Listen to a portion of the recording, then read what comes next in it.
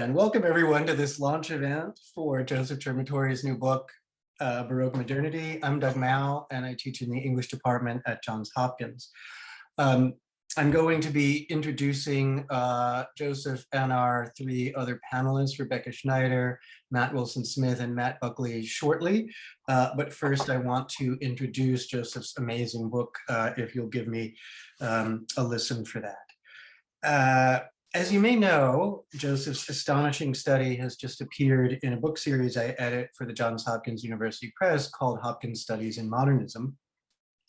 Now, this series has just had its 10th anniversary, which means that I've been reading manuscripts submitted for consideration for the series for about a decade. And in all those years, I would say there have been a handful that have crossed my desk that seem to cry out for publication on the strength of their intellectual sophistication alone. It wasn't long into reading the first sample chapter from Professor Cermatori that I began to suspect that Baroque Modernity might be such a book. In the chapter in question, the first body chapter, Joseph sets the stage in a way that brilliantly draws the reader in. He recounts how Friedrich Nietzsche witnessed a performance conducted by Richard Wagner on the latter's 59th birthday within the confines of the Baroque and, in Wagner's view, impossibly antiquated Margraville Opera House in Bayreuth. Launching from this richly suggestive scene, Joseph moves on to show how Baroque tendencies Nietzsche discerned and disparaged in Wagner were also features of Nietzsche's own thought, and to make a strong case that many of the transvaluations that philosopher bequeathed to later thinkers and writers were signally Baroque in form. Throughout the chapter, Joseph writes as someone fully at home with these bristly revolutionaries of art and mind, someone able to convey not just the nuances of their disagreement, but why those nuances matter. I'll say more about this in a moment, but I want to note here that when I began reading Joseph's study, I was so impressed by the sheer force of his literary and historical intelligence that I had this thought: it would be hard to say no to this book, even were its topic borderline inconsequential. It's just too smart. Fortunately, as those of you who have had a peek at Baroque Modernity already know, its topic is exceptionally significant and fertile, under-discussed in scholarship thus far, and yet indisputably worthy of attention from a scholar of Joseph's abilities. 15 years ago, I attended a lecture by the eminent 18th centuryist Terry Castle on Jazz Age Rococo, one of the most involving talks I've heard before or since, and I should say it was also the most hilarious job talk I actually could not breathe during the course of Terry's talk, and this was partly because the quotes from modernist writers on something like Rococo that she adduced were so consistently hilarious. In any case, I attended this talk, and it made me think that a major topic in modernist studies was being unveiled.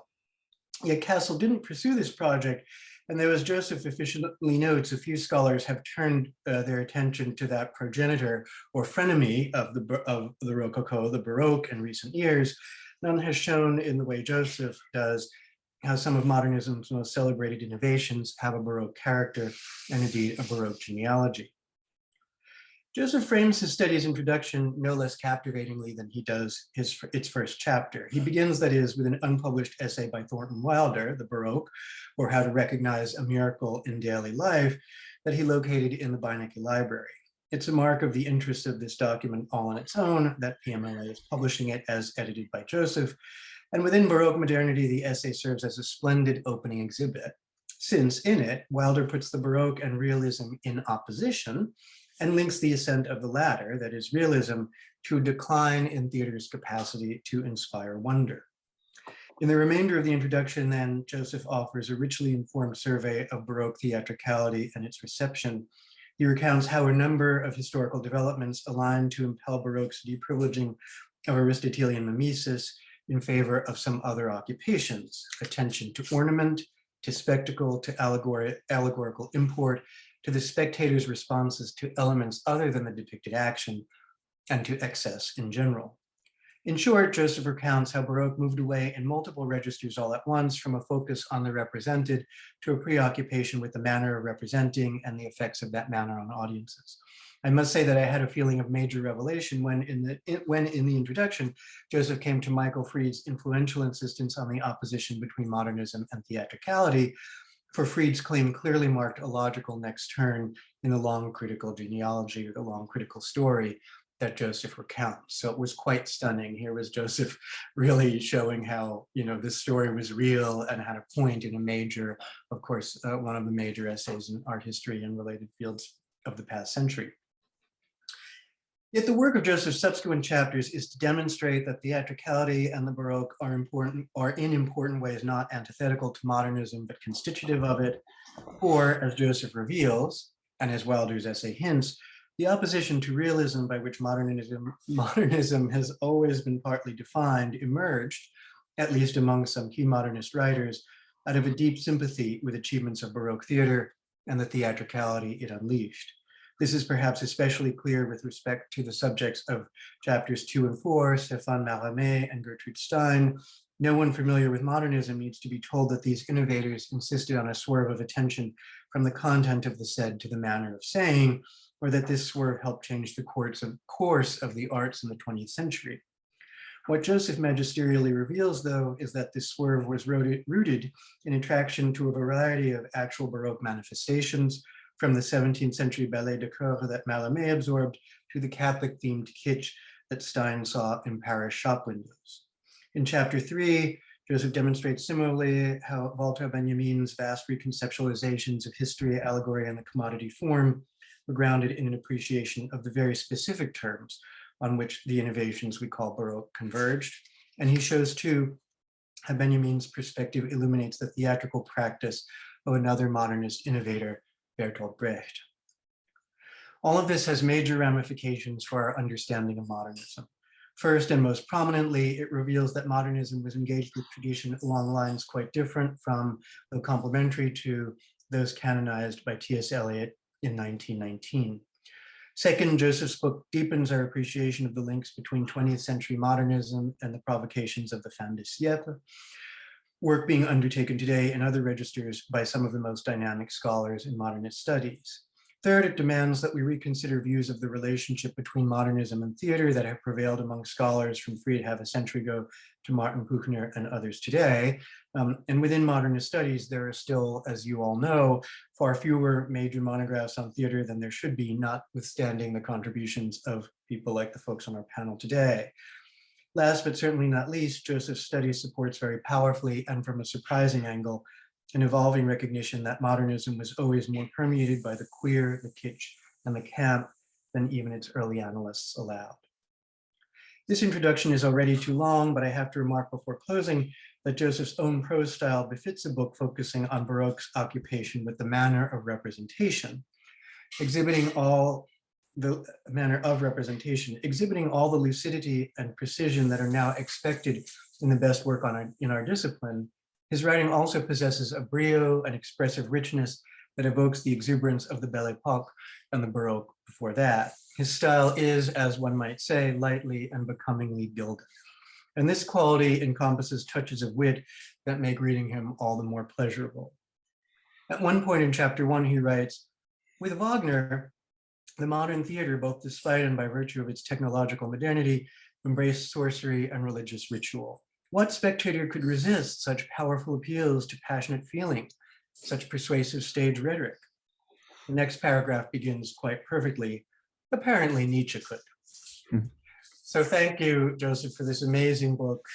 Incredibly grateful to have it. And thank you, panelists, for joining us today. So let me now introduce our panelists, and then I'll be able to also give myself some less frightening lighting as I shut off my desk lamp. First, we'll be hearing from Matthew Buckley, an associate professor in the Department of English at Rutgers University in New Brunswick. Matt's research explores comparative drama, media, and visual culture in modernity, and the long history of mixed and melodramatic form. He's the author of Tragedy Walks the Streets, The French Revolution in the Making of Modern Drama, JHUP 2006, and has published articles on radical dramatic aesthetics, embodiment in early modern theater, and most extensively, the history and theory of melodrama in Modern Drama Theater Survey and numerous other journals. He's the founding director of the Melodrama Research Consortium, an international interdisciplinary organization devoted to the comparative study of global stage, film, television, and new media melodrama. His current book project, tentatively entitled A Third Poetics, is a study of the formal history of mixed and melodramatic drama, theater, and performance from the Greeks to the modern era. Next up will be Rebecca Schneider, Professor of Modern Media and Culture at Brown University, where she teaches and studies performance studies, prehistories of the screen, and more recently, decolonial arts of enfleshment. She is the author of The Explicit Body and Performance, 1997, and Performing Remains, Art and War in Times of Theatrical Reenactment, 2011, as well as over 50 essays. She's completing a digital book titled In Our Hands, Arts of Gesture in Lateral Times, funded by the Mellon Foundation. She has been a Mercator Fellow in Configurationen des Films at Goethe University and a Distinguished Professor in Drama at Queen Mary University, London. In 2021, she received a Guggenheim Fellowship for a long-term project titled Shoaling in the Sea of History, Literal Dance in the Afterlives of Slavery's Capitalism. Her first efforts on this project recently appeared in Island Studies. Matthew Wilson Smith's interests include modern theater and relations between science, technology, and the arts. His book, The Nervous Stage, 19th Century Neuroscience and the Birth of Modern Theater, Oxford 2017, explores historical intersections between theater and neurology and traces the construction of a neural subject over the course of the 19th century. It was a finalist for the George Friedley Memorial Award of the Theater Library Association. His previous book, The Total Work of Art, From Bayreuth to Cyberspace, Rutgers, 2007, presents a history and theory of attempts to unify the arts. The book places such diverse figures as Wagner, Moholy-Nagy, Brecht, Riefenstahl, Disney, Warhol, and contemporary cyber artists within a coherent genealogy of multimedia performance.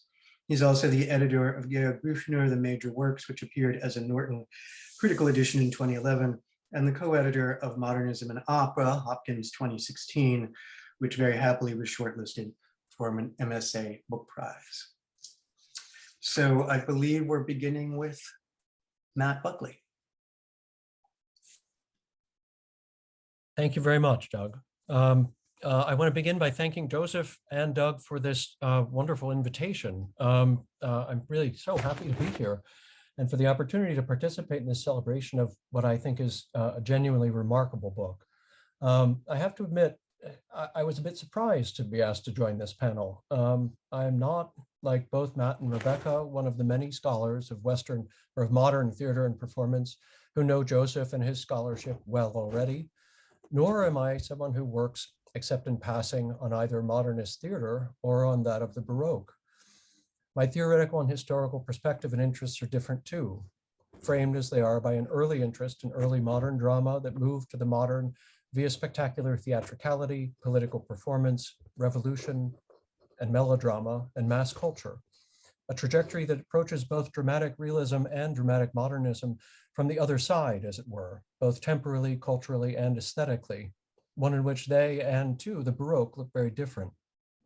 What we share, however, which is what I think makes Joseph's work so wonderful, absorbing, and thought-provoking to me, and indeed familiar in a strangely resonant way, is that we're both scholars whose interests reflect our indebtedness as students to Julie Peters and her remarkable transhistorical and comparative interests in research, and the focus that she has brought to bear on the deep continuities and recursions, as well as the multifoliate transformations, ruptures, and folds that link the theaters of modernity to those of the past.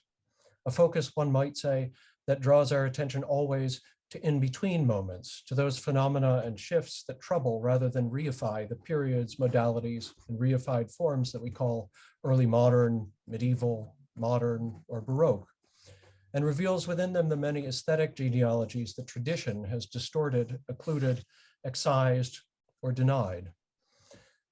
Baroque modernity's great value for me is to be found in the remarkably fertile and radical manner in which Joseph has built upon and extended this project, the way he has here brought into view as a dialectic that spins ceaselessly into an emergent modernism, a play between the Baroque and the classical, the theatrically decadent and the dramatically pure, the conservative and the radical, that resituates these seemingly antithetical aesthetic positions in relational terms, and allows us to see their development in the history of the drama and theater of modernity, and not only that of modernism, as neither a line of succession nor a simple opposition, but a kind of helix in which the two aesthetic poles spiral, entwined, turning and twisting in rotation, changing and shifting as representational systems emerge, flourish, encounter crisis, and evolve. The skill with which Joseph traces and navigates these turnings in the modernist era is breathtaking. Wilder's, Brecht's, Stein's, Mallarmé's, Nietzsche's, and Wagner's Baroque modernism, each differently aligned to a different Baroque from which it borrows, are rendered here in dazzling detail, and not as static or merely variegated positions, but as related engagements that together unfold as a set of movements, each distinctive, all different, but related by their circling motion around an evident but undefinable tensile core. Everything seems in flux at all times, so that both the Baroque and modernism itself appear different and changed at each turn, though they track the same exploratory path as they unfold in time. That path by which, one might say, Lyotard's ever-new modernisms or Berman's past modernisms are made, and along which those processes of occurrence and recurrence, of petrified unrest, of restoration and restitution and repetitive play described by Nietzsche, Benjamin, and Stein are played out. The image that I found kept recurring in my mind as I read, as I worked my way through what is in many ways a book that offers us an example of Baroque aesthetics even as it explores it. It was oddly an iconic image, or an iconic work rather, of Austrian Baroque architecture. And I'd like to just share it with you. It is the Melk Abbey's elaborate, vertiginous spiral stair. And while the interest and usefulness of Joseph's book will perhaps be most pronounced among scholars of modernism and of modernist theater and drama, and in the connections it makes visible between that era and art and those of the 17th century Baroque, for me, the most exciting element and value of Baroque modernity is the way this study invites us, indeed quite directly at its introduction's close, to follow its lead, to see and explore the way these two circlings in the staircase, or helical segments of it, one might say, formed by the modernist Baroque and that of the 17th century, are related to the many Baroques gestured toward by Nietzsche and the many modernisms that Joseph sees implied by Baudelaire, to, one might say, other segments of this spiraling staircase in historical aesthetics. Doing so may seem an infinite task and inchoate, but recent theater history scholarship has begun to lay the foundations for such work in every period. As Joseph rightly points out, both modernism and the Baroque accompany most visibly periods marked by crises of historical progress narratives and norms of representation, and correspond most strongly as the allegorical nature of the Baroque and its close relation to sophistic thought registers and ratifies to attempts to mediate between positive religion and philosophy, or sacred drama, one might say, and secular theatricality. These crises, though many, are in many instances identifiable, as too are their Baroque modernisms, and the overlapping relations between them over time. Among those deserving of attention, as each touches closely on one or another of the Baroques envisioned and pursued by the modernist Joseph examines, are first, the first and second sophistic, which frame a Hellenistic Baroque that stretches nearly half a millennium, from Euripides to Euhemerus to Callimachus and Lucian in the 3rd century CE, mediating in Baroque form pagan myths' disintegration as a positive religion and its recuperation as philosophical allegory. We see shadows of this in Nietzsche in particular, and a reminder too of Nietzsche's point that Aristotle plays a very low part in the bulk of the drama of the ancient period. Second, we can look to the religious and aesthetic formation of Christianity in the 2nd to the 4th century CE, which stretches really from Philo's allegorical interpretations of Jewish scripture and Christian scriptures, remediation of Euripidean drama, through the Baroque Byzantine Christianity of Gregory of Nazianzus, the allegorical formation of the doctrine of the Trinity, and the church's allegorical appropriation and repudiation of pagan ritual, theater, and epic in the work of Clement, Origen, Jerome, and poets like Nonus of Panopolis, in whose Dionysiaca and Metabole, incidentally, one finds both a Baroque and a minimalist modernism deeply resonant with the modernist aesthetic tensions Joseph describes. Third, the 9th and 10th century crises of Latin Christianity, a loss of Christian worship's logocentric basis that prompts in Germany and England, most particularly, both a revivification and a reuse of the Baroque of the Second Sophistic, and produces an allegorical parody of allegoricis known as the Scena Cypriani. Note Curlabio's vernacular translations of Latin scripture in the Psalter, the earliest Christian liturgical theater, the Quem Curitas, which seems to me a specific and not simply a typological hypotext of Mallarmé's Herodiad. And of course, Hrotswitha of Gandersheim's Tarentine dramas of female martyrdom, which are in many respects, I think, perhaps the closest historical analogs that exist to the modernist Baroque of Stein's Four Saints. Fourth, the decline and 13th century fall of Constantinople and the coincident European and Byzantine renaissance of sophistic and particularly Hellenistic influence from both Latin and Greek antiquity, from which the Baroque rhetoric exemplified in Eberhard the German's Labyrinthus or Labyrinth, one of the first medieval artes, Johannes Tetzi's Homeric allegories, the medieval inversion of Christian liturgical drama found in the Herod plays, Passion plays, and the beginning of the miracle play tradition are found, all of which serve as remade aesthetic foundations from which, among other things, the Trauerspiel is formed. It's worth noting that it is only at this point in the 14th century that Aristotle reaches Europe and begins to influence its traditions at all.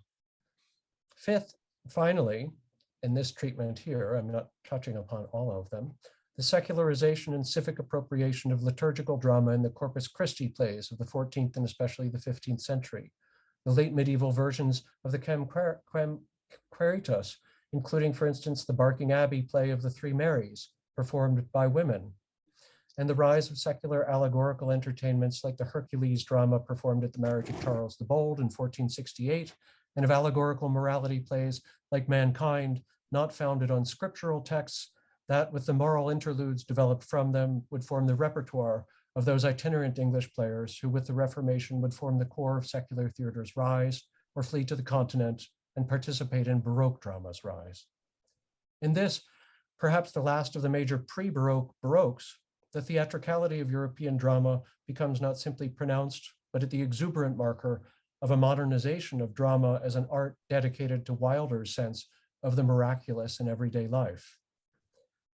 These other Baroque modernisms, those that precede the 17th century Baroque, are not, however, the only other Baroque modernisms about which Joseph's book can offer useful bases for thought and comparison. There are too those that occur in between, or even alongside the two movements that Joseph links.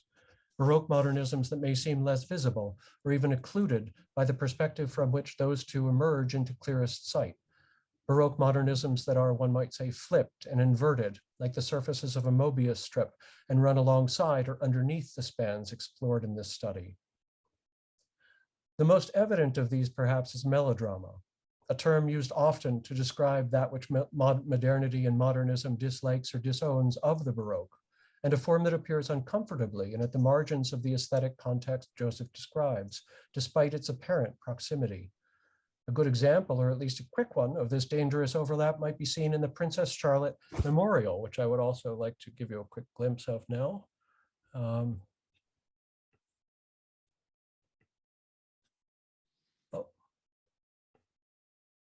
Do you see the, yeah, okay.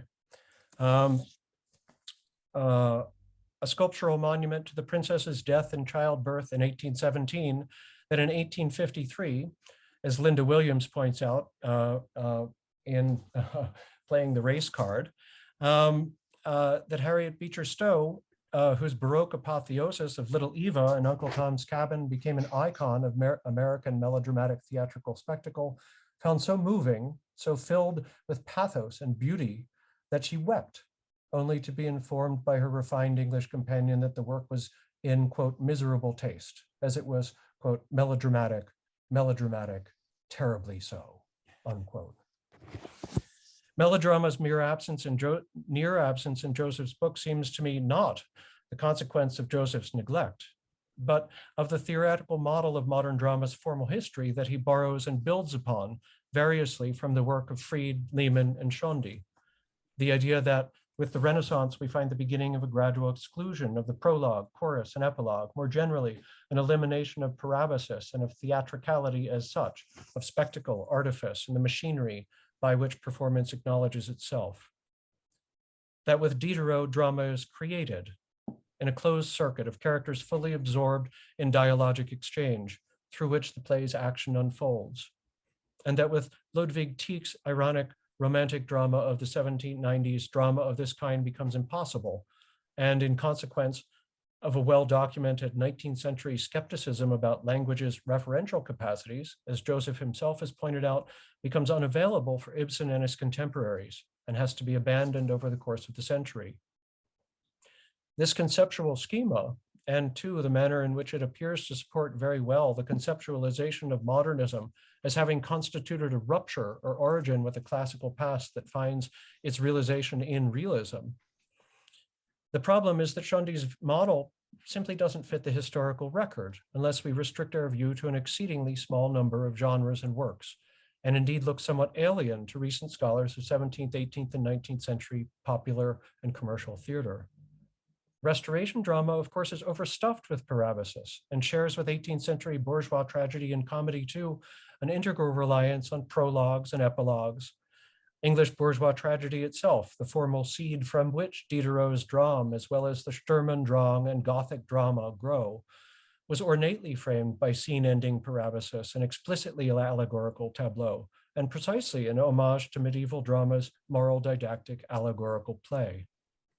Ornately spectacular drama built on that Baroque work, which includes action ballet, as well as English comic opera, opera comique, and dramatic pantomime of multiple forms by Rousseau, Benda, and Arnaud Mousseau, all decidedly not based on absorptive dialogue, dominated Diderot's era and became not less but increasingly theatrical and increasingly mixed and ironic in their modes and forms of address, and increasingly apt as well to disrupt illusion for theatrical effect as the century progressed, as Gothic drama, pantomime dialogue, and finally spectacular melodrama all suggest. And while the crisis of representation engendered by a newfound skepticism about language may seem with Tieck to make Schondi's idea of drama untenable, we should recognize too that the same crisis, enacted as many historians have pointed out in and through the French Revolution, is precisely what Peter Brooks identified as the basis of melodrama's mute theatrical language of suffering, and as Naudier suggested, allowed that form of drama to stand in the place of an empty pulpit and to provide modern audiences with a liturgical experience of virtue's miraculous salvation by faith.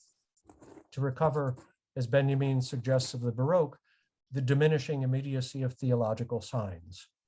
Like Trauerspiel and expressionist drama, melodrama is provoked by devastating war, a shattered experience of historical life that serves allegorically as its primary content, and seeks, as Peter Brooks has put it, to reveal a moral order that has become occluded by experience itself. By Ibsen's time, after the spectacular sensation dramas of Douglas Jerrold, of Boucicault, of Stowe's Uncle Tom's Cabin, played by multiple casts to tens of thousands of illiterate citizens, melodrama had gained also that weightiness, as Benjamin saw in the 17th century Baroque, from its efforts to combine various material media into an allegorical synthesis. One might, like Benjamin, derogate the appeals of such melodramatic theater to, quote, cheap thrills arising from dramatic tension.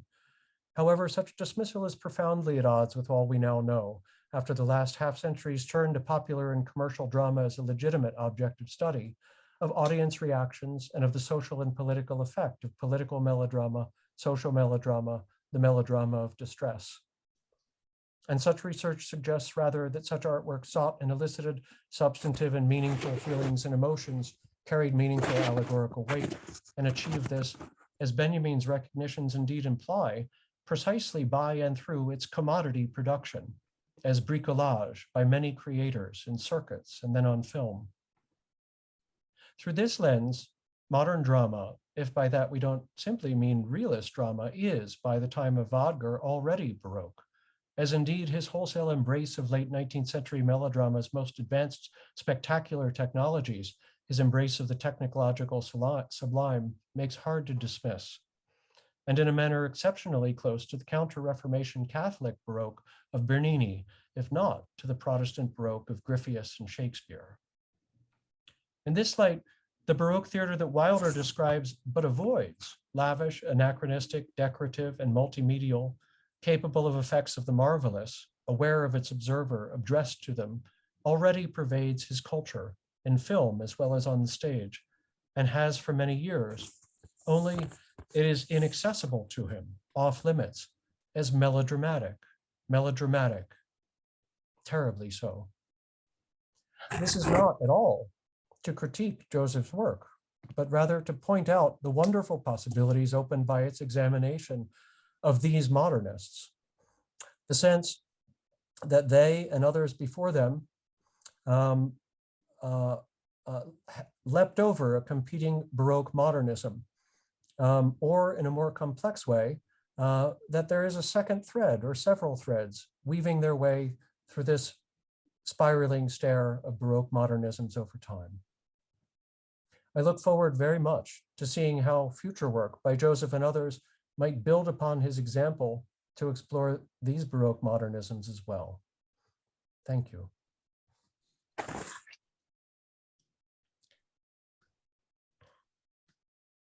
Right, I think it's my turn.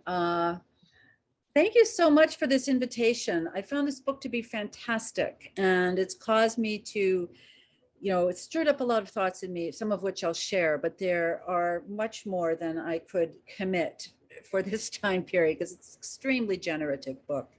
So I'm going to read something.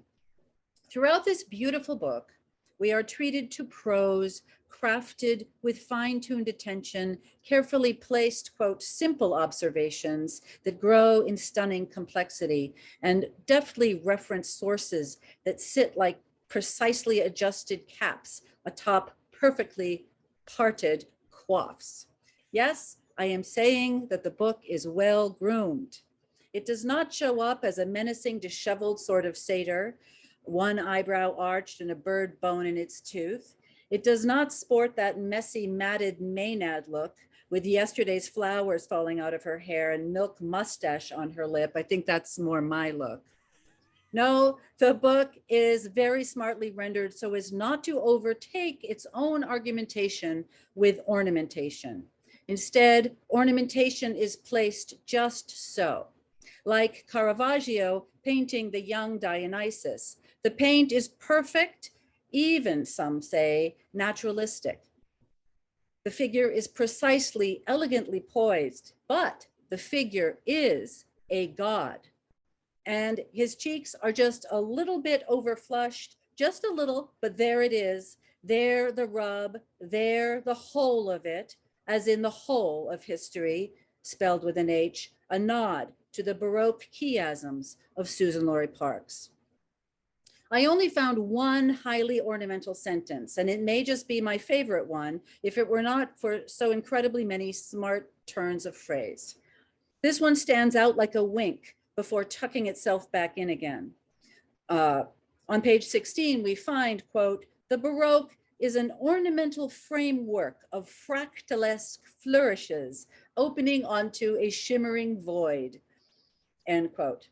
I might fall into that void right then and let fractalesque flourishes carry me away, but my guide swiftly lifts me out again because there is still much to do.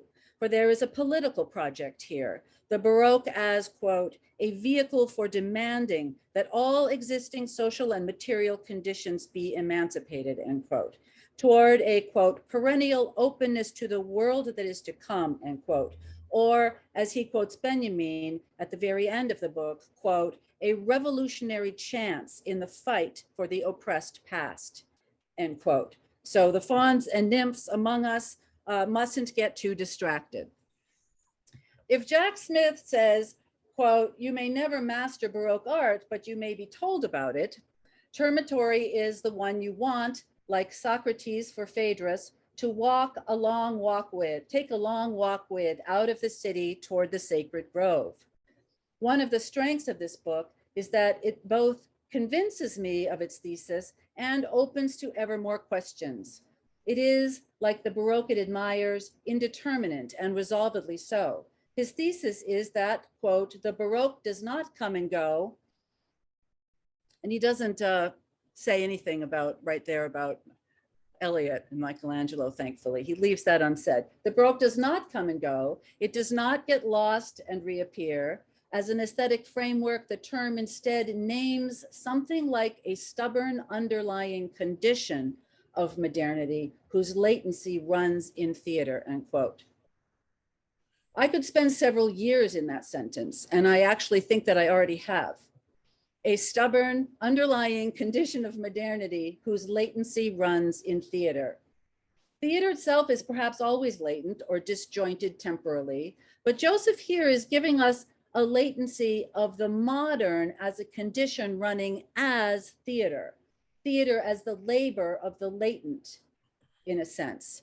And of course, it's smart to think about the modern as the latent. There's a thread of ruination that he draws forth here, mostly from Benjamin, but there is more to it.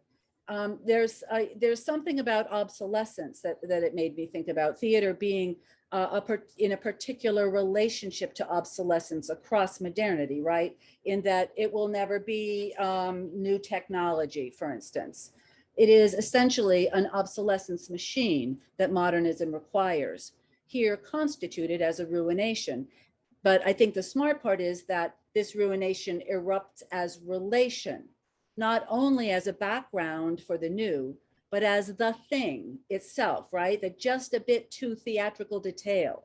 The flushed cheek, just a little too pink, the running mascara on Benjamin's prostitute as dialectical image, the giveaway detail that functions as parabasis.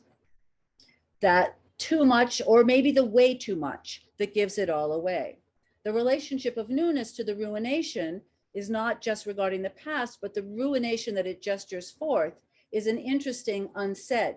I think perhaps even maybe another way to think about extraction, the extractionism that is another condition of modernity, that defines the project of man, capital M, Homo economicus, or bioeconomic man. And here I will say that every reference I make to man, capital M, is made with a nod to Sylvia Wynter, but I'm getting ahead of myself. I'm interested that Joseph's patient and seemingly non-theatrical prose, I say seemingly because we all know all prose is theatrical.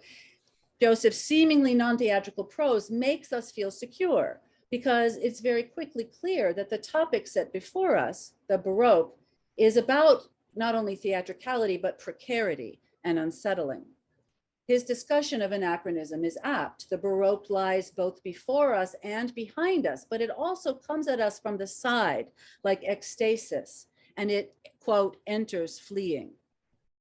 It is poised to dishevel neat narratives of the modernity, which is to say, of modernity, which is to say of itself, from within, like linear time, like progress, like the sovereignty of the subject, like the aims of man, capital N, like the fiction that what's going on in the so-called New World is settlement. The Baroque rather unsettles, erupting as it does from many receding wings with the seductive and animistic errancy of theatrical objecthood. I like that sentence. It's okay to say that I like a sentence that I wrote when I'm talking about your book, but I like the idea of the many receding wings being a reference to Benjamin, but also to the receding wings of the Baroque stage, which was a thought that you enabled me to think about, so thank you. On the very first page, our guide gives us Wilder. I mean, I didn't see that coming really. We hear on page 1 that Wilder fell into obsession, an obsession that we too will fall into by page 2. And that falling or that felling is part of it. And when 8 pages later, we have entered 1638 and Bernini's famed Inundation of the Tiber, in which the ocean is unleashed on the Baroque stage as a literal flood that was nevertheless contained, so that, quote, not a single onlooker had got wet, end quote, though they had all been drowned in the spectacle, right? We know by that page that if the Baroque could have its way with us, we too would drown without getting wet. For perhaps we already have, and that is the allegory's secret. In relationship to its dreaded unknowing, we are glad for the careful step of our close reading guide. And close reading really is the modus operandi across the book, as we come to know clearly that what he is telling us is that the Baroque is a dangerous thing that flashes up as a moment of danger. The moment of the Baroque, the interstice that it generates, is the danger of the past that is not past. I'm quoting Christina Sharp, but also Merleau-Ponty. It is the unsettling. The Baroque modernity, from its own involuted inside, stages the moment of danger in which history can flash up. And not just as a representation of danger, but as the unsaid that may yet be said. The Baroque theatrical detail flashes up as the past that is not past, flashes up as a rush of blood to the face, as a stray detail that has the power, if acknowledged, to topple the whole, flashes up as the oceanic, flashes up as, and here was a truly brilliant insight on our guide's part, flashes up as an empty stage. To help us see this, or better feel it, as it is rather haptic, given that the whiteness of the shimmering void, that is the flash, threatens vision. Our capable guide guides us through 5 guides in 4 chapters. I hope you get that joke. 5 guides in 4 chapters. Bernini, Nietzsche, Mallarmé, Benjamin, and Stein, his satyrs, his mimes, his tzaddikim, his saints. Cermatori is a guide guiding us through guides,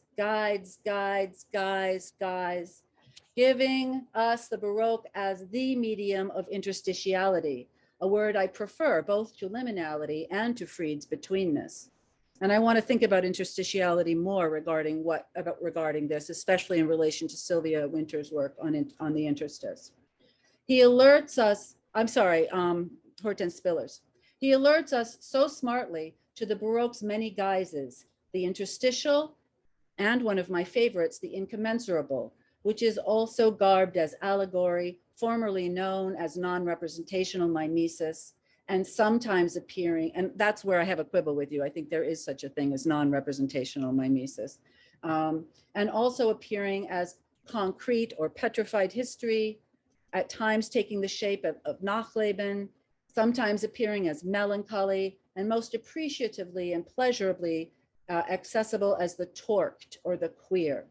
At all times, however, the Baroque appears as a particularly reflexive or folded theatricality in whatever medium. If the Baroque flashes up as a moment of danger in any of these guises, the allegorical, the queer, the incommensurable, etc., it does not do so via capture. For another, I think, great insight is that the Baroque does not capture, unlike representation. That is not the aim of the Baroque, right? Rather than capture, it carries us away. It carries us, I'm interested in this in part because of the through line of gesture that runs throughout the book. And the Oxford English Dictionary gives us the definition of gesture as the means of carrying the body, right? So the Baroque is a gesture that carries, it could be thought of as carrying the sovereign body away. I'm interested to think about it that way. We might speak about current or undertow rather than apparatuses of capture. To engage the Baroque, to be present to its unfolding, is to submit to its dialectics, a nod to Caribbean scholar Kenneth Brathwaite, but also to Bernini's Inundation. And this thinking about the Brathwaite together with Bernini is the first of many incommensurable comparisons that I think the Baroque makes possible for us. And we are carried along as fellow fugitive, maenadic or mad, or following something like Dionysus, something like an ornament, something like a stray detail that is otherwise than human. So my question kind of is, though, to what degree can this mean otherwise to human as in otherwise to bioeconomic man? Or is the Baroque rather, and I hope not, man's own endlessly disguised Schadenfreude? I'm also interested in the issue of what Cermatori discusses as inheritance, particularly Western inheritance. The Baroque, as we are bequeathed it, is almost epigenetic, a set of memories not immediate to, quote, us as late moderns, but nevertheless lodged within. And I want to know more about the perimeters of who that us can be in terms of the Baroque revenants. And I'm talking about whiteness here. For there is in every aspect of the Baroque that you discuss, there's always a foreignness, a kind of alterity. This is a point made throughout the book, the oft mentioned Asiatic, but we can remember as well, obviously Dionysus and Shoinka's commentary about Dionysus as a gun, or certainly as Osiris of Egypt. So does the Baroque carry Western modernity's long list of injusted others in the maw of modernity's racializing assemblages? I very much like that you turn to Glissant at one point, though not to talk about opacity and errancy, but as a Glissant's reference to, quote, a Baroque abroad in the world, right? And this you say, and I think you're influenced here by Echevarria, I don't know, but that this means that the Baroque, quote, transcends any European locus and precipitates mestiçage. But isn't the Baroque the antithesis of transcendence, is kind of where I get caught up in this question. Transcendent man being, for Denise Ferreira da Silva, for instance, another way of saying liberal human enlightenment man. So I wonder if we can ask whether the Baroque that is loose in the world is rather, like mestiçage, a particular interface of whiteness with the modernity it has desperately tried but endlessly failed to craft as white, right? So perhaps the Baroque, with its anamorphosic memory, keeps giving the secret of humanistic enlightenment man away. The violence let loose in the devagination of detail, the running amok, cheeks a little too pink, or the poop stains on the pants of Dali's mournful game, his lugubrious game, so beloved of Bataille, for the excremental nature of ornamental excess. This is the Baroque in the form of that which man, capital M, to be sovereign man, abjects, misses, cannot control, does not see, or at least does not recognize, but which nevertheless escapes. If the Baroque bodies forth man as white void, it also gives free rein to the fugitivity of ornaments. For, as you write of Mallarmé, quote, the ornament has become fugitive, end quote, which we might think of with Fred Moten as the resistance of objects that can tell the story otherwise. This would ask us, though, to link the Baroque to another condition of modernity, chattel slavery, land theft, and dispossession. To start with the ocean overtaking the stage, as you have Bernini do in 1638, seems to suggest this. And there at the close of the book is the ocean again, with Robert Wilson placing a candelabra upon a rock in the middle of the ocean. The oceanic, in Freud's sense, surely touches the Baroque. But what of the oceanic is also that which Benjamin would call a petrified return of concrete history that haunts or erupts or involves or flashes up as a particulate of this Baroque aesthetics as well. The interstice that Hortense Spillers refers to is, yes, the middle passage, but also Black female ungendered flesh. So Joseph, thinking with you about this, when you ask on page 103 at the start of the Benjamin chapter, quote, what meaning might the collision of these terms, Baroque and modern, suggest for the centuries spanning 1637 and 1938? And you're, of course, referring to Corneille, and you're referring to Benjamin writing about Brecht with, taking, but is there a, what does it matter that year, 1637, is also the year that the West Dutch India Company took Fort Elmira in West Africa from the Portuguese?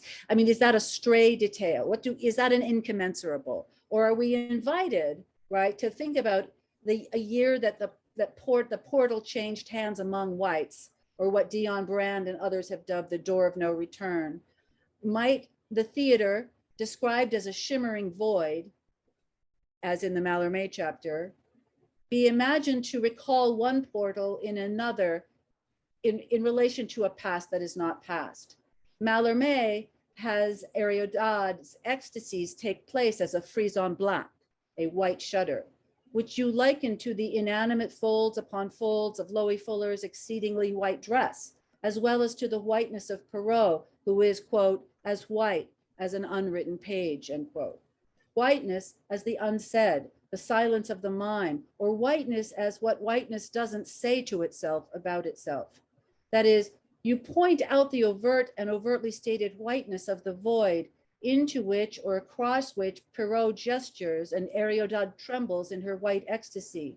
So the key for me is that the description of the white shutter and the white page and the white folds on 91 is followed almost immediately on 92 by very smartly speaking about Mallarmé's anxiety about, quote, the arbitrariness of economic valuation in an age marked by colonial liberalism, or the, quote, ultimate inhuman basis of capitalist economics.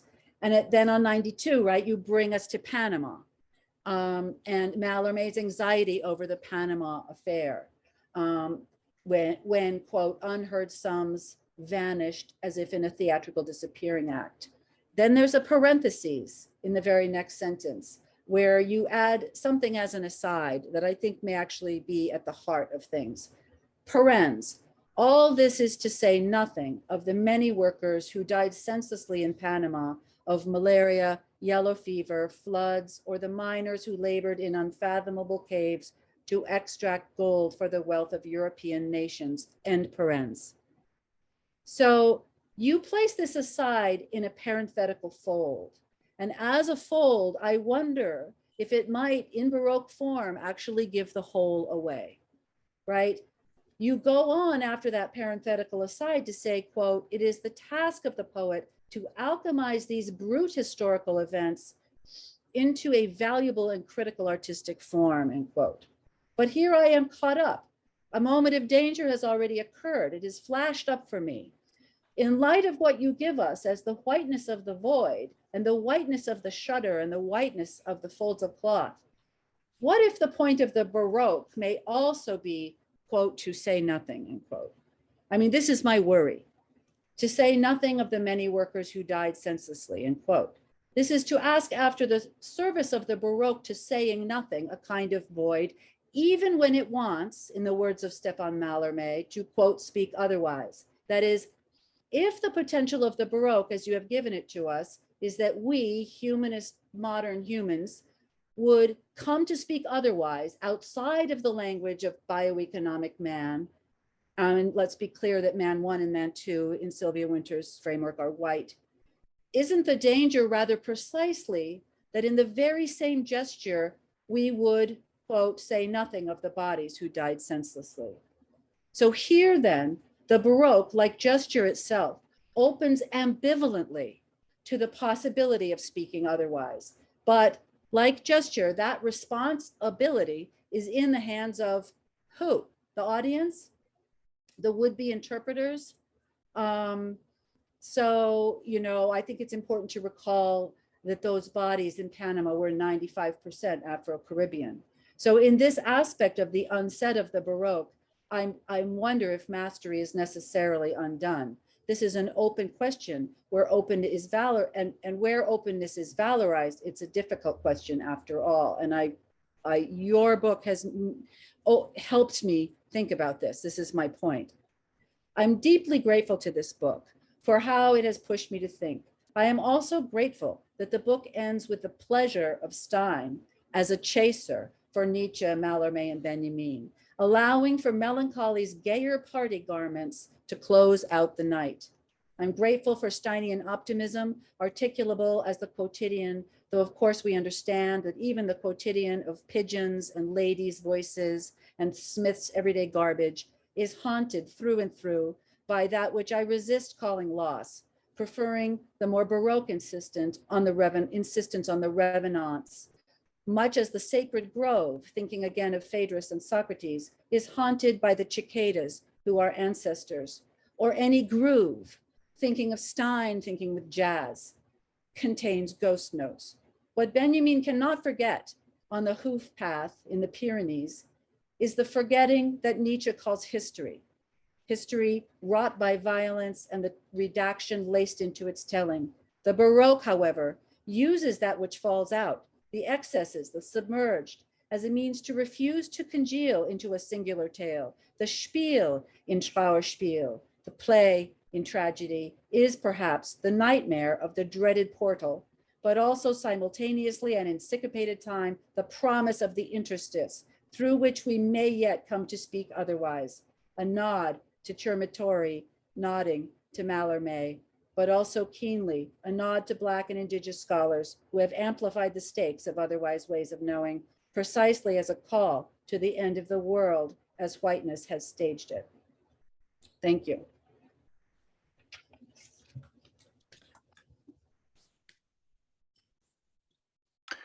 Okay, I think I am next, and I will join others in saying how much I appreciated this book. It's extraordinary work.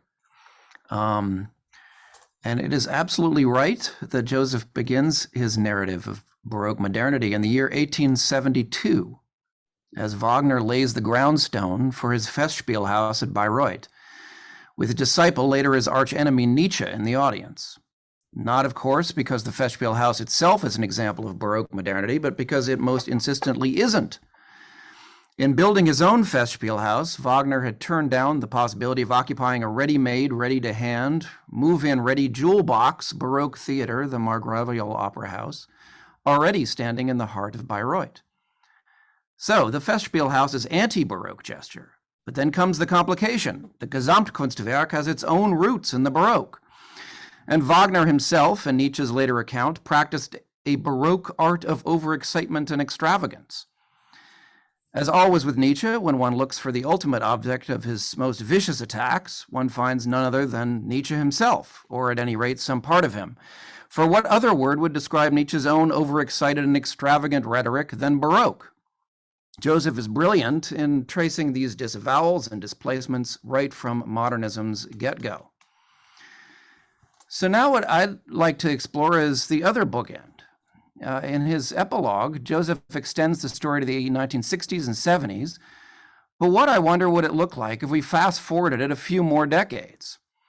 At this point, the question becomes, or at least one question becomes, more succinctly stated, is there a digital Baroque? And if so, what is it?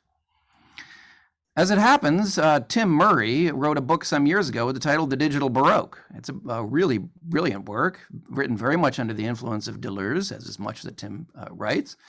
And it explores digital nonlinear folds and relations to the cinematic. But what I want to briefly explore here is another aspect of the digital Baroque, one inspired by Joseph's reading of Benjamin in particular.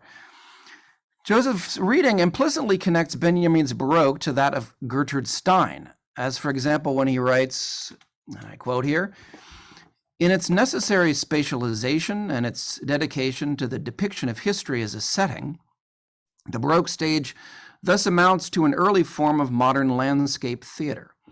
Lacking all unity of place, the Baroque stage pursues the ideal of the Theatrum Mundi, facilitating shifts from location to location, as though to encompass the entire globe in the playing space. If all the world's a stage, then the Baroque concept of history is best described in spatial terms as panoramatic."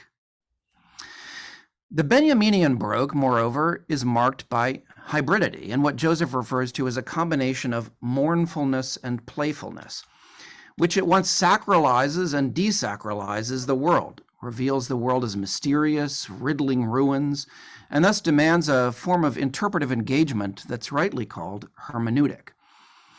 As Joseph elegantly puts it, I quote again, "Drained of the transcendent value, worldly phenomena are simultaneously imbued with a new aura by virtue of their allegorical potential," unquote. The redemptive symbol gives way to the allegorical hieroglyph. Whereas in the symbol, writes Benjamin in a famous passage, with the sublimation of downfall, that is the symbol, the transfiguration of nature reveals itself fleetingly in the light of salvation. In allegory, there lies before the eyes of the observer the facies hippocratica, that is the death mask of history as a petrified primordial landscape, unquote. The symbol, then, is a sign and form of communion, of real presence, an encounter that comes into crisis in the Baroque and that Romanticism labors to restore. The symbol is also an animating spirit of the digital, and especially of that Gesamtkunstwerk of the digital called virtual reality. Presence is in fact one of the key terms of VR technology, and indeed is the name of the leading journal in the field published out of MIT. Presence in the virtual world implies a sense of quote unquote really being there, entailing social richness, interaction, immersion, such that encounters, whether with people, things, environments, feel like authentic, embodied experience.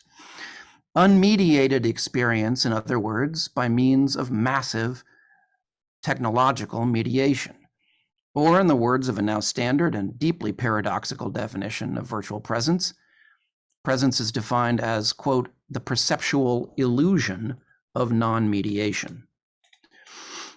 For mainstream VR artists, designers, and engineers, VR is understood to be no medium at all, but rather to be, in the words of one VR pioneer, quote, a unique direct path into your senses, your emotions, even your body, unquote.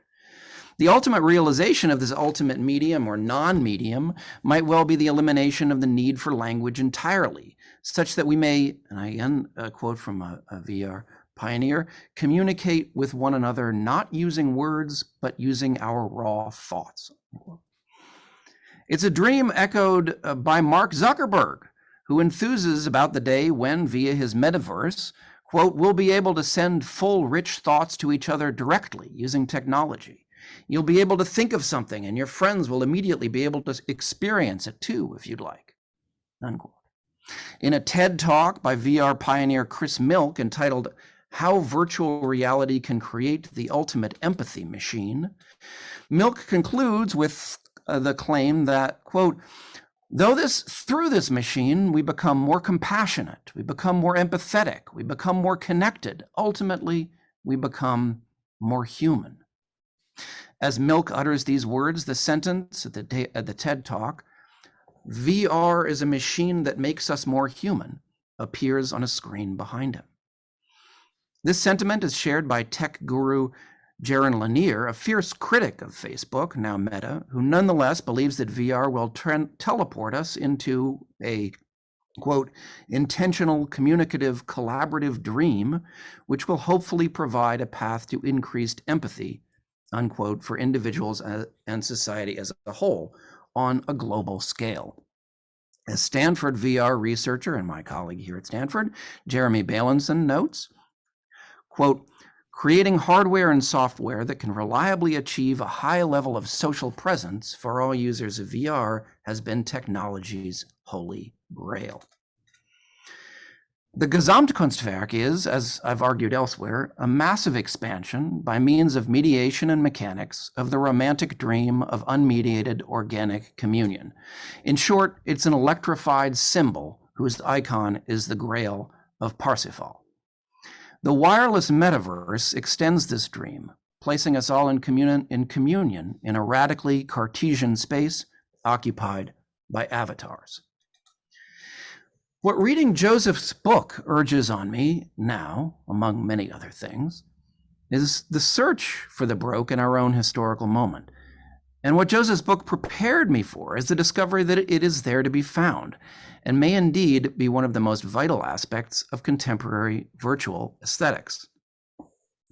I could point to a number of examples here, but given the limitations of time, I'd like to gesture to just one, the work of Jacoby Satterwhite.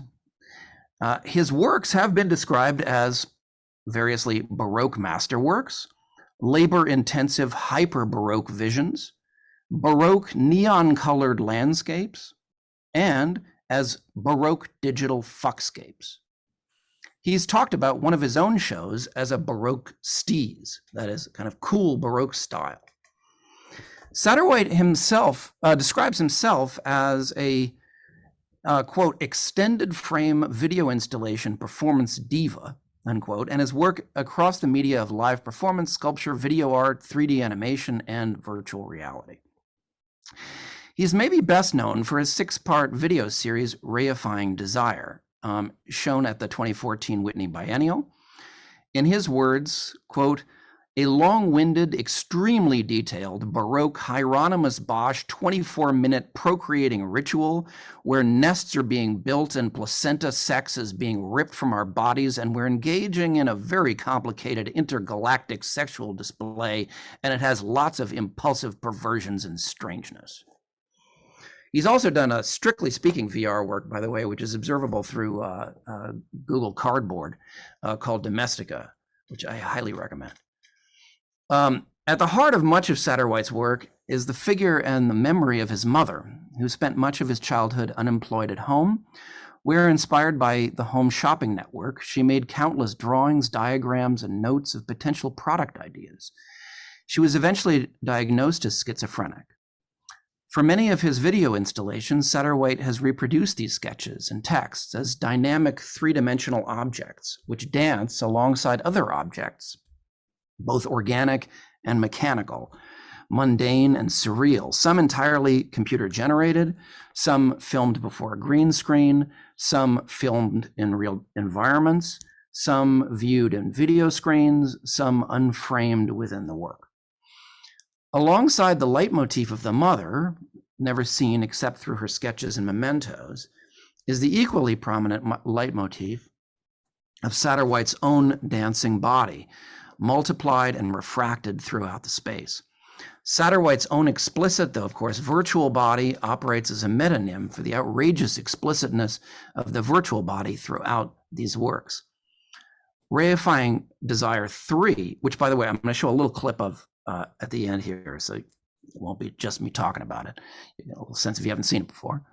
Reifying Desire 3, for example, opens with a digitally generated three-dimensional image inspired by Caravaggio's The Incredulity of St. Thomas, in which all 4 figures examine a red, throbbing wound that becomes a figure of polymorphous perversity over the course of the film. Now a wound, now a vagina, now the tip of a penis. In the first 2.5 minutes of the work, we watch as the object shoots forth a white substance which passes through a crudely sketched and marked archway, one of Satterwhite's mother's designs, and into a womb-like enclosure.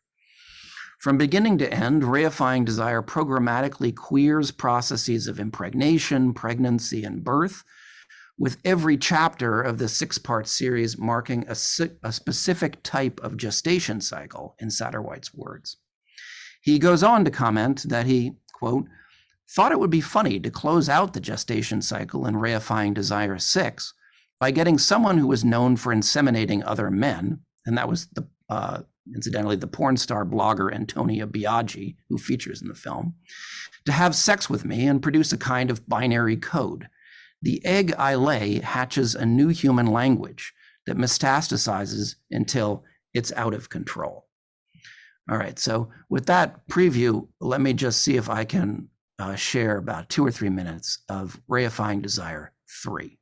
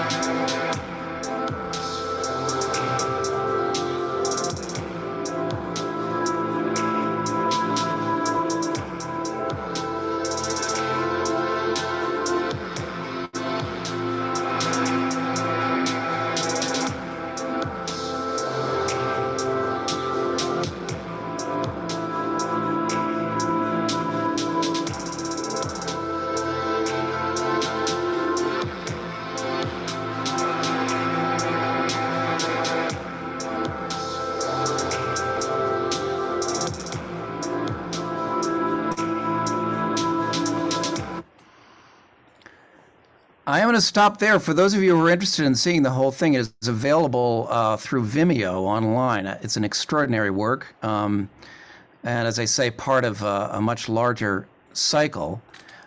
This is not the time or place for me to begin an extended analysis of that work or of Satterwhite in general. And there's way too much for me to discuss there. But it is a pointer to the fact that this panoramatic space of overexcitement and extravagance, mournfulness and playfulness, is very much part and parcel of the digital realm. I think Joseph is entirely right that the Baroque continues to define modernity, which is to say also our modernity, that is, in part, the modernity of the digital. Thanks.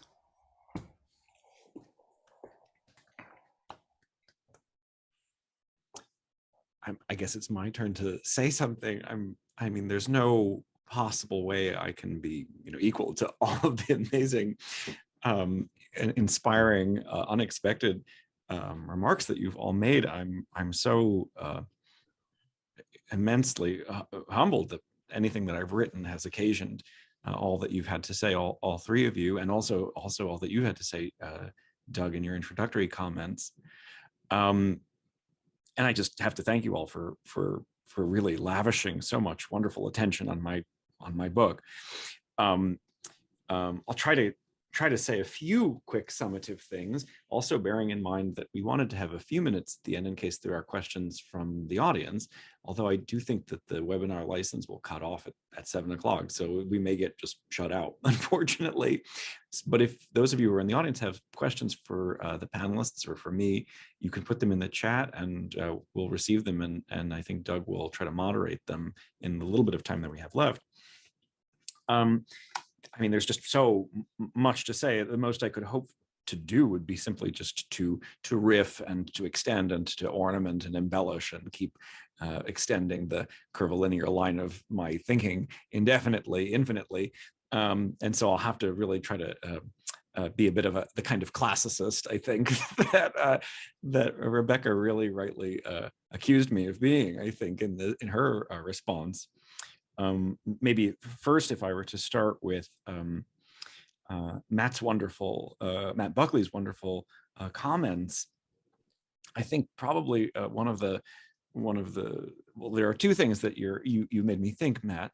The first being that in the maneuver that in the move that you made in kind of indexing all the many pre-Baroque Baroques that could have been discussed more fully or elaborated upon, or at least in some way that my perhaps book maybe made you think of, you're making me think of something that my own dissertation supervisor, and I think yours and Matt's, whom you name dropped, Julie Peters, at one point said to me during the dissertation version of this book, which was just, what's not Baroque? Everything can't be Baroque. I know I've told this story in other occasions before, so if some of you in the audience may have heard it, and I hope you'll forgive me for that.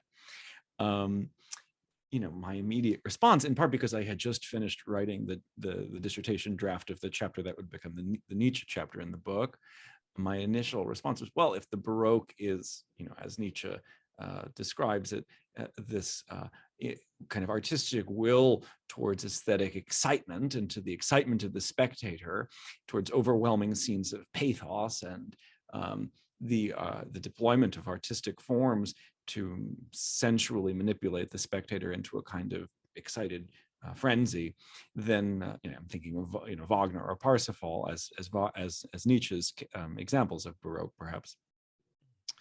Then I responded to Julie, probably what's anti-Baroque or what's not Baroque would be something like Brecht, with this kind of theater for a scientific audience, perhaps. Fool that I was, just starting the dissertation at the time, I had no idea that I'd stumble upon Benjamin's claim that in fact Brecht is the privileged inheritor of Baroque stylistic tendencies in the theater, and Benjamin would also go on to say that in order to understand Brecht, you have to understand Bavarian Baroque and the kind of rustic forms that Baroque painting and song, take in Bavaria, and in particular. So that, in a sense, maybe all I'm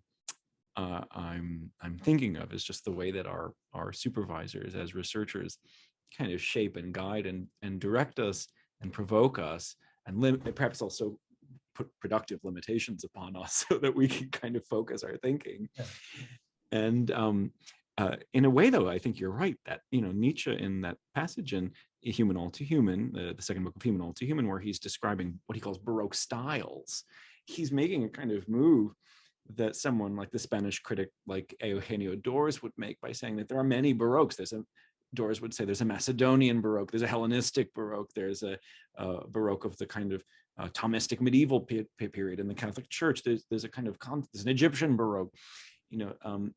If you take Nietzsche's argument in Human All Too Human seriously, there would be a way of extending the Baroque into this really radical trans-historical cycling of things, which, for a number of reasons, not least of all, just being practical ones, was not a path that I wanted to pursue for this book.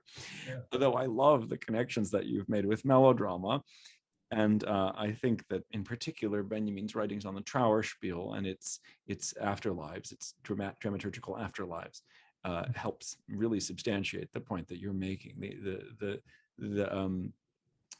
Even as you were very offering a great deal of complexity in how we might understand melodrama as inheriting certain tendencies of Baroque theatrical staging practice. For example, the apotheosis at the end of Uncle Tom's Cabin, for example, an amazing moment. I think maybe I should, in the interest of time, I should turn to Rebecca's wonderful comments. Rebecca, all I can say is, you're absolutely right to accuse me of being like such a classicist in a way. A colleague of mine and a wonderful friend said, a book about the Baroque in 4 square chapters with 4 subsections each. In a way, it's like it's like a classical temple. And I fear that perhaps in trying to attend to my own, well, as Benjamin says, the dangerous thing about writing about the Baroque is unless one maintains a high degree of seriousness in writing about it, one unintentionally succumbs to a hysterical impression of it in the writing of it. And I certainly had plenty of research supervisors over the years who said, like, this is a Baroque writing, scholarly writing in a bad way. It's getting out of control. So, I definitely tried to, adopt a much more highly structured, strict, formal style of approach, kind of indulging my closet classicist, I think. I was complimenting you about that, by the way. Oh, nice. I appreciate it. I was saying that we needed that. Like, it was in the space of that care that that we could actually see and fear the other possibilities that were there. So I was complimenting you. I'll send it to you. You'll see. Oh, that's so kind of you. That is so kind of you. I love what you found in that aside. That aside, I mean, the aside, which is the kind of, as I try to describe in the introduction to the book, the kind of, that breaking of the fourth wall, what we see in that Bernini Impresario, where the Zani that I describe in the introduction to the book speaks directly to the audience and says, anything that looks too natural, don't believe it. There must be some artifice in it. That idea of a parabasis, an aside, what De Man would call an aparté, a buffo, making a quick comment where you casually throw it over the side of your shoulder. I hoped that a brief parenthetical remark of that kind would carry the kind of gestic weight that I think you're finding in it, even at the same time as it's raising questions for you as it is for me about whether the Baroque modality of rhetoric in speaking otherwise might carry us to a place where we say nothing, as I think you said. There's much more I could say. I wish I had 20 more minutes to talk with you all.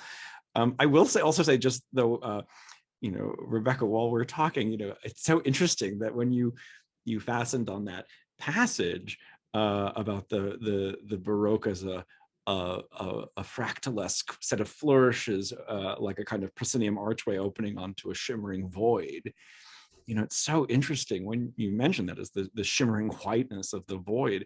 But in my mind's eye, when I was writing that passage, and I don't think it's the only ornamental passage in the book, I definitely found myself indulging, particularly I think in the Mallarmé chapter, I found myself really saying, oh, I'm just going to go for this at times.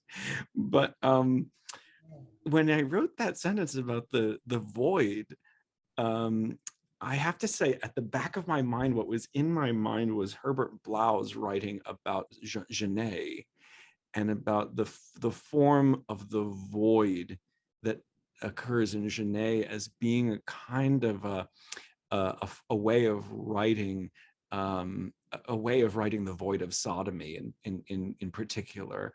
Well, he calls it, Herbert Blau says, there's the void in Genet, it's the swarming hole. It's the scene of it's the end of mimesis, by which he means the rear end of mimesis. So I was thinking not perhaps of shimmering white voids, but something more corporeal, I think is Blau's term, something darker and more unsettling, perhaps. But I mean, we could have a whole conversation with that. I love how you did with that, with the frisson blanc and all of the whiteness in Mallarmé. It's such a fascination and an obsession of his whiteness. And I want to talk to you more also about Hortense Spillers and Sylvia Wynter. And then, Matt, my goodness, the Jacoby Satterwhite, I think he gets a shout out in a footnote somewhere in the book. I remember seeing the 4 columns review of one of his latest pieces. It was something that happened at one of the, it was this immersive installation that was put on in Williamsburg somewhere, maybe 2 years before the pandemic started. I remember seeing it while I was drafting the manuscript for this book, and then 4 columns review of the piece. I can't remember the name of it now. They described him as a Baroque artist, which seemed right to me. I think maybe the connection there that seems most intriguing or worth exploring further. I mean, there's so many interesting things to explore further, not least of which the kind of like the techno-futurist fantasy of technically enabled pure presence and unmediated communication, and the idea that technology will deliver us to a world in which we are increasingly more human and more humane and empathetic as humans. Like, what does that even mean, and at what costs, honestly? The planet, not least of all, right? And planetary life, probably. I think what seems really interesting in what you're describing, and what has always been a kind of preoccupation for me with someone like Jacoby Satterwhite, and I remember feeling like I was having a complete experience of derealization in attending to this, immersive VR exhibition in Williamsburg. It is the connection between his mother's schizophrenia and the sense of this extreme hallucinatory, immersive virtual reality sensorium, the kind of total work of art, Baroque sensorium that he creates. And I think that part of maybe what my work might be able to help establish is that in for example, Benjamin's writings about Baroque, where Baroque has its origins in the non-unity between sign and referent, in the conventionality of signifiers to the referential world that they suppose to designate. That's a kind of a schizophrenic thought. Ultimately, at the end of the day, there's a schizophrenic derangement that unleashes upon language, and I think it's Lacan. A better Lacanian than I would have to substantiate this, but I think it's Lacan who describes the schizophrenic as finding this non-unity between sign and thing completely intolerable from a psychic standpoint, and who needs to, in a sense, insert themselves into this kind of, in a messianic way, into this broken social link, in a sense.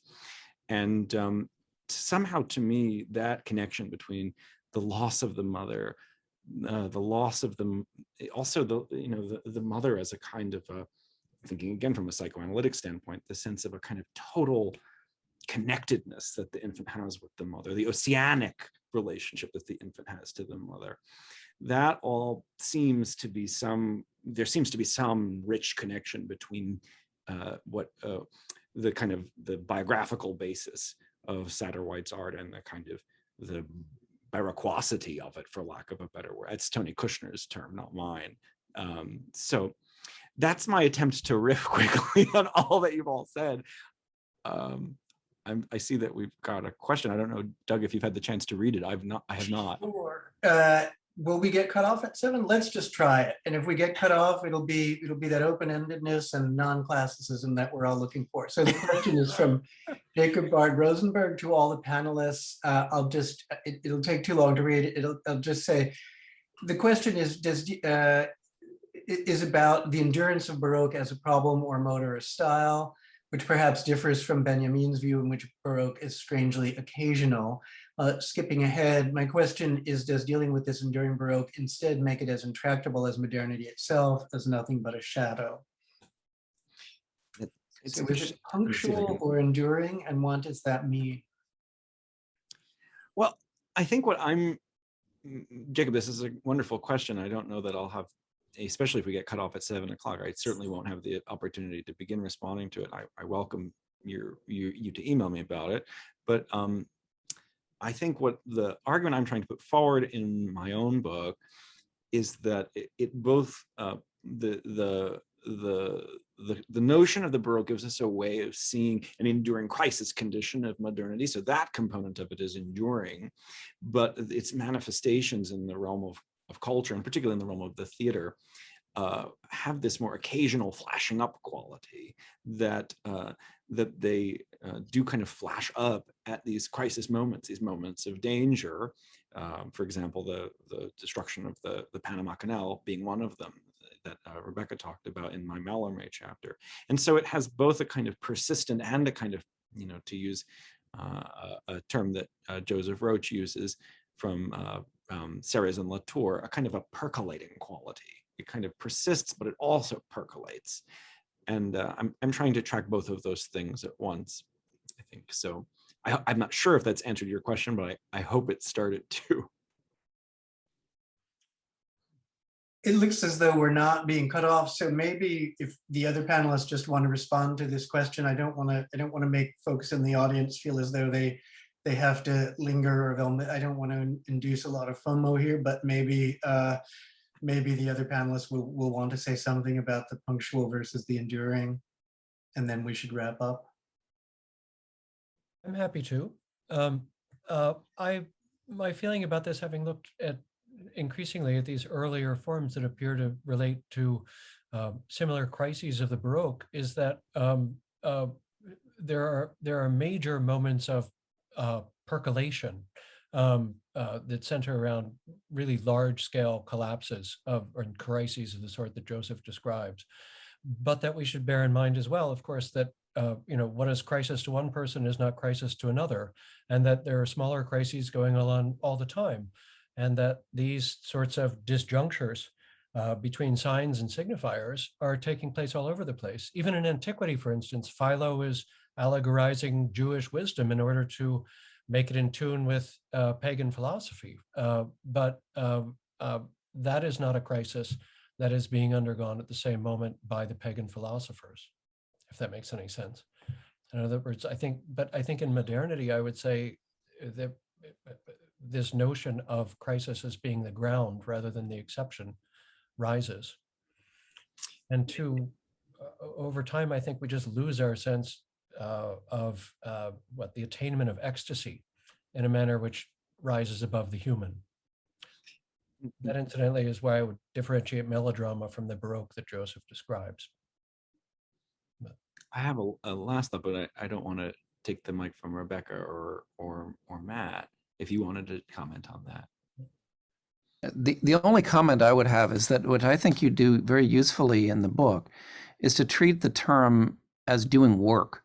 It's not a term that means very much, independent of the use that it's employed.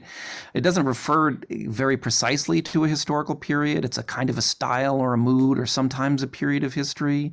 But even that period of history seems to exclude a whole lot, depending, as Rebecca, you pointed out for us very forcefully.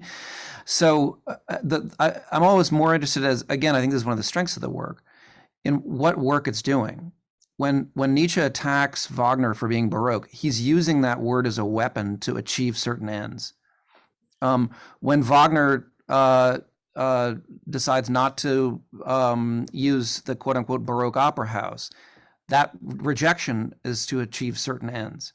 But I don't think you can generalize beyond that. I mean, there's obviously analogies between these different uses. They're not completely separate, but there are sort of it's a series of family resemblances between different uses to which this word is being put. Or in a metaphor that, or an allegory, I might say, that I prefer to family resemblances would be something like Benjamin's constellation. It's a bunch of brilliant points that have a kind of a gaping dark cosmic abyss, between them, and one can only kind of configure them into a kind of an imageless image. That's been my method, I think. I think, though, of what you say, Matt, the same thing could be said of a word like theatricality. It's a kind of an empty term in a sense, and it acquires meaning in the context of how people weaponize it against others in a way. And that kind of in the book I describe Baroque as a catachresis, that catacretical dimension of the Baroque, the fact that it doesn't actually refer meaningfully to any substantial referent, is one of its most interesting qualities. I mean, the same has been said. I'm borrowing catachresis from Judith Butler here on the idea of the feminine. Some of our most important terms are terms that they acquire meaning only in the performance of their enunciation. But that's why I think actually the literal use of the word is important. It's not one of these things where rose is a rose by any other name. It's the literal use of the word I find interesting. That's why it interests me with Satterwhite. One of the many things that interests me with his work is that this word keeps on being employed to describe it, and he employs it himself to describe his own work. So there's some work that word is doing for him and about him that needs to be understood. For sure. And I also think, if we're going to, particularly in a contemporary context, we'd have to think about it also in terms of branding.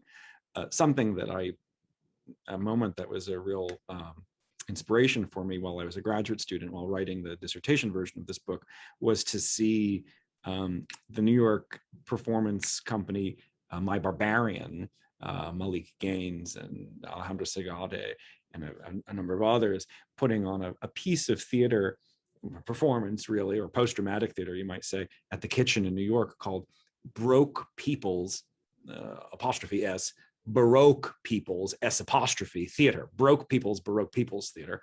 And at one point they invited the entire audience on the stage, and they were playing this game where they kind of drew a line down the stage, or maybe they threw a ball of yarn down the stage, and they would say words like, if you believe in, if your term is, I don't know, I can't even remember what the terms were, Republican or Democrat, like go to one side of the stage. It was something of that kind. And then, one of the terms was, classical or Baroque, and everybody went to the Baroque side of the stage, myself included. And I also just thought, that's really weird. Like, it's really weird. Like all of these, myself included, like kind of New York City dwelling, educated, skinny jeans wearing, people just implicitly, going to the kitchen, seeing avant-garde theater, just implicitly saying, yeah, like Baroque, it's like doing some kind of, there's some kind of ideological work that it's doing there that seems really unusual, that needs to be queried. But what I guess what I wanted to say, and maybe this is because I don't want to keep people much later than the 7 p.m. end time. What I wanted to say, just as a way of maybe kind of circling back around, Rebecca, to your comments about your delight that the book ended with Stein and gaiety and pleasure. I I tried to follow, as Matt suggested, like just sticking very closely to like literal moments when specific people had said specifically X is Baroque. Like that was a real way of kind of delimiting and narrowing the field from a very practical standpoint. The logic of inclusion was, what did Nietzsche have to say about Baroque, and where did he say it, and when did he say Wagner said it, and how empirically can I point to it? It does, manifest itself in a series of close readings. That is my method, and also my like English department training. But I know that in trying to really restrict the field, in particular to these empirical instances when the word came up, and also to describing this narrative of how Baroque seems to come into an existence discursively between 1870 and 1930, 35, for example, at a time that's coincident with the rise of the avant-gardes in the theater and the rise of whole discursive modernism. I know that I'm really making a case for talking about, modernism and Baroque, formalism and Baroque, Brecht and Stein and Wilder, and even the whole, Bernini inundation seems like a kind of, how Bernini and Artaud might be holding hands, like flooding the audience or terrorizing the audience, destroying the distinction between sign and thing, or illusion and reality. I know that I'm charting out a kind of a, modernist avant-garde kind of high road in a way, but I have to say, I just taught today Hello, Dolly. Completely other context. And, in the book, I connect the Baroque to our town and to the kind of experimental instinct behind our town and the blank stage and the kind of aesthetic innovation and radicalism of that. But, there's also, I hope that the book is useful for people thinking about like, well, how might Hello, Dolly be? How might we think about Hello, Dolly differently? As Matt is saying, from a kind of, from a kind of popular entertainment standpoint or commercial theater standpoint.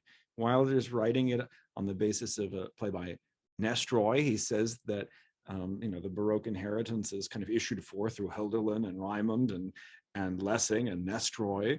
He writes this adaptation of a Nestroy play. It becomes a musical. He says that the kind of the way in which the longing for the marvelous survives in a secular theater is through the form of the extravaganza. I'm watching Hello, Dolly and I'm thinking, I suppose Hello, Dolly, what's more Baroque? Right.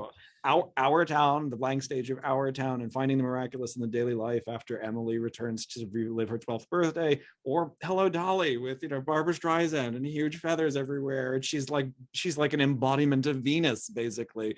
There's a kind of pastoral extravaganza that play stages. So I just have to share that Michael Cadden wrote in a question, what about Hello, Dolly? Where's I don't see it. Oh, what a great question. Oh, now you're making me think, Michael, we've really got to stage that here at Skidmore. Hello, Dolly. Anyway. So I just, all that's to say, like, there's a way that you could do like a very kind of, I think, I don't want people to come away from this book thinking that the Baroque is entirely just only seriousness and allegory and melancholy and the mournfulness of God's death and all the other things. Like, I want it to be fun. So, for what it's worth. And so this event was and is, for its remaining seconds. Thank you so much, everyone. Shall we wrap up?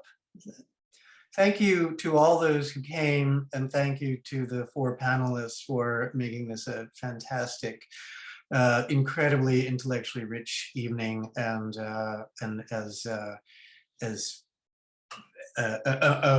event of as much plenitude as the Baroque itself brings with it. So thank you. Thank you. Thank all. you, Joseph, for writing a great book. Thank you, Joseph. Yes. Thank you. Very, Thank very you well all for done. your wonderful comments. My goodness. Thank you. Very well done. Thank you. All right. Bye. Bye, everyone. Bye all. Thank you. Bye.